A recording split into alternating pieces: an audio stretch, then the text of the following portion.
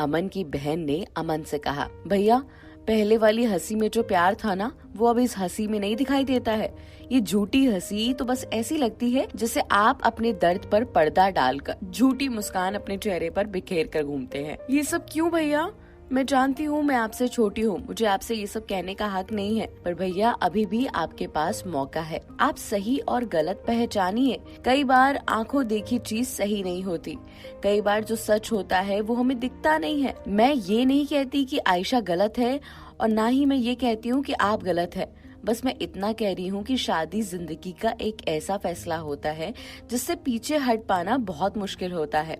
शादी के बंधन में एक बार बंध कर सामने वाले को छोड़ना नामुमकिन सा हो जाता है। एक बार सच जानने की कोशिश तो कीजिए। ये कहकर रीमा अमन का जवाब सुने बिना ही वहाँ से चली गई। रीमा को जाते ही अमन अपने सर पर हाथ रखकर खुद में बड़बड़ाते हुए बोला, इसे क्या हुआ? ऐसी बातें क्यों कर रही है? ये तो कभी ऐसी बातें नहीं करती थी और ना ही कभी आयशा को लेकर कुछ कहती थी। इसे क्या हो गया है? ये सब क्यों ऐसा कर रहे हैं? क्या ये भी प्राची की तरफदारी कर रही है? अरे नहीं, प्राची का जिक्र तो उसने किया ही नहीं। रीमा अमन के कमरे से बाहर निकली और अपनी दादी के पास जाकर बैठ गई। दादी रीमा को देखते ही बोली, कहाँ गई थी बेटा तू? दादी, आपका काम आसान करने, रीमा ने मुस्कुराकर कहा। मतलब? दादी ने चौंकते हुए पूछा। अभी कुछ देर पहले जो आपने अपना दर्द मेरे साथ बांटा था ना, उसी का बोझ कम करने गई थी। क्या तूने जाकर अमन को सब बता दिया? नहीं नहीं दादी, मैंने भैया को कुछ नहीं बताया। मैं जानती हूँ कि अगर आप या मैं कोई भी इस शादी को रोकने के लिए कोशिश करेंगे तो हमें मेरी मम्मी जान से मार डालेंगी। वो किसी भी हाल में अमन भैया की शादी आयशा से करवाना चाहती हैं। तो अभी मैं आयशा बहुत अच्छी लगती थी उन्हें, पर जब मैंने धीरे धीरे उसकी हरकतें देखी तो मुझे भरोसा हो गया कि ये मेरी भाभी बनने लायक तो नहीं है। पर मैं भैया को जाकर क्या कहूँ? जब वो आपकी बात नहीं सुनते तो मेरी क्या सुनेंगे? और फिर आज जब आपने बताया कि पूजा दीदी ने आपको ये सारी बातें बताई हैं, तो मैं पूरी तरह सच जान गई। तो फिर मुझे भैया से कहने की जरूरत पड़ गई। अब भैया काफी समझदार हैं, खुद को समझाना होगा उन्हें जानना होगा कि वो जो देख रहे हैं, समझ रहे हैं, वो सही नहीं है। आयशा अच्छी लड़की नहीं है, उसका सच एक ना एक दिन तो सबके सामने आना ही है। भगवान ऐसा कोई ना कोई चमत्कार जरूर करेगा जिससे भैया के सामने उसका सच आ जाएगा। देख लीजिएगा आप। हाँ बेटा, उसके यहाँ देर है अंधेर नहीं। बहुत परीक्षा ले ली उसने मेरी प्राची की। अरे फूल सी कोमल लड़की को तो दिया लेकर भी दुनिया में ढूंढोगे ना तो भी नहीं मिलेगी। कितनी प्यारी लड़की है वो। हाँ दादी, ये बात तो है। मैंने भले ही उन्हें एक बार देखा है, लेकिन पहली ही नजर में मैं समझ गई थी कि वो बहुत अच्छी है। खैर, अभी मैं चलती हूँ।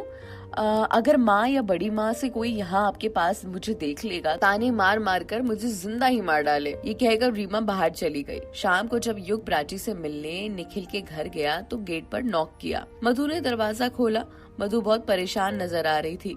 अरे आप इस हाल में, आपकी तबीयत तो ठीक है ना? अरे नहीं नहीं, ऐसा कुछ नहीं है, मधु ने धीरे से कहा। तो युग अंदर आके सोफे पर बैठ गया और चारों तरफ देखते हुए बोला, प्राची कहाँ है? प्राची अभी अपने कमरे में ही है, आती होगी। मधु ने जैसे ही इतना कहा तो रूही और आरव अपने कमरे से बाहर आ गए और निखिल भी मानसी को अपनी गोद में लेकर बाहर आ गया। युग ने निखिल की ओर देखकर कहा, क्या बात है मधु, तबीयत नहीं ठीक है क्या? नहीं नहीं, ऐसा कुछ नहीं है, जरा सी थकान हो गई है तो बस उसी लिए। अच्छा, तो क्या मैं प्राची से मिल सकता हूँ? हाँ, अपने कमरे में है, चले जाओ ना, निखिल ने कहा। तो युग झट से भागकर प्राची के पास गया। प्राची अपना सर पिलो से लगाकर आंखें मूंदे लेटी हुई थी और उसके हाथों में डायरी थी। युग उसके पास गया और उसके हाथों से डायरी हटाकर उसे कंबल उड़ाने लगा। तो इतने में प्राची की आंखें खुल गई। वो युग को देखकर चौंकने लगी। तो युग ने धीरे से बोला, अरे डरो मत, मैं अभी हाल ही में आया हूँ। तुम्हें इस डायरी के साथ ऐसे देखा तो डायरी को उठाकर रखने लगा। ये सुनकर प्राची नींद के स्वर में बोली, हाँ वो मैं थकी हुई थी, पता ही नहीं चला कब लेटे लेटे आंख लग गई। कोई बात नहीं प्राची, कभी कभी ऐसा होता है, तुम ज्यादा स्ट्रेस मत लिया करो। स्ट्रेस ज्यादा लेने की वजह से ही तुम्हें इतनी थकान होती है।